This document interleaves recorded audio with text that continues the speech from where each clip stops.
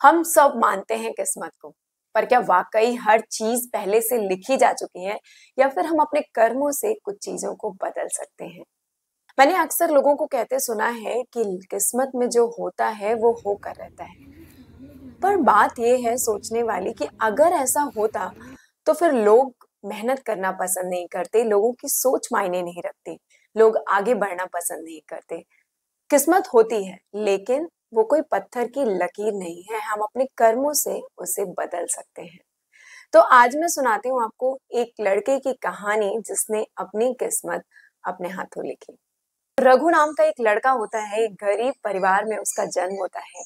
ये उसकी किस्मत हो सकती है, लेकिन वो अपने कर्मों के साथ अपनी किस्मत को पूरी तरह से बदल देता है। वो रात दिन मेहनत करता है, अखबार बेचकर, दूसरों के घरों में जूठे बर्तन साफ करके, साफ सफाई करके पैसे जुटाता है और अपने स्कूल की फीस भरता है। किसी तरह अपनी पढ़ाई को पूरा करता है।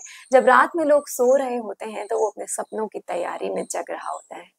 एक दिन एक ऐसा दिन आता है जब वो लोगों के लिए प्रेरणा स्रोत बन जाता है, वो जीवन में काफी आगे निकल जाता है।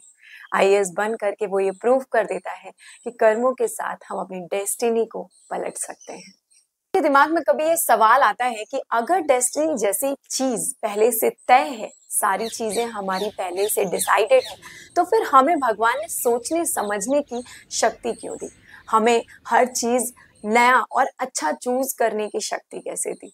हम भगवान ने भी हमें ऐसा ही बनाया है कि हम अगर चाहें तो हम सब कुछ कर सकते हैं। मुझे ऐसा लगता है कि हम अपनी सोच से ही हम अपने आप को शेप देते हैं। हमारी सोच हमारी ताकत बन सकती है अगर हम ऐसा सोचते हैं जो हमें एनर्जाइज करता है।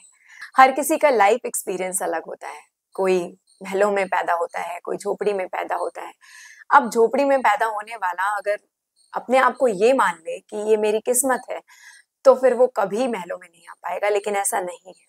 वो अपनी सोच को, अपनी कमियों को अपनी ताकत में कन्वर्ट करता है और अपनी किस्मत को खुद लिखता है। ध्यान रखिएगा, कई बार जीवन में जो कठिन वक्त होते हैं, हमारे कठिन फेजेस होते हैं, वही हमें सबसे ज्यादा सिखाते हैं, हमें सबसे अच्छा और बेहतर बनाते हैं, हमें स्ट्रांग बनाते हैं। रघु की स्टोरी भी हमें यही बताती है कि भाग्य ने उसे अगर गरीब बनाया है तो उसे आगे बेहतर करने के लिए प्रेरित भी किया, उसे उस लायक बनाया कि वो अपने जीवन में कुछ बड़ा कर सके, कुछ नया कर सके। तो ये मान लीजिए कि डेस्टिनी वो चीज है जो हमारे हाथों में तो नहीं है। हमें जो भी मिलता है वो हमें एक्सेप्ट करना ही है, लेकिन अगर हम चाहें तो हम अपने कर्मों के साथ उसे बदल सकते हैं। वो एक लाइन कहते हैं कि कर्म से बड़ा कोई भाग्य नहीं है।